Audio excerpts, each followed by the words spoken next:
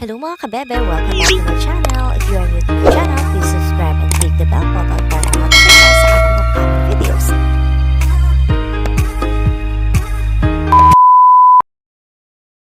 Mga kabebe! Welcome back to my channel!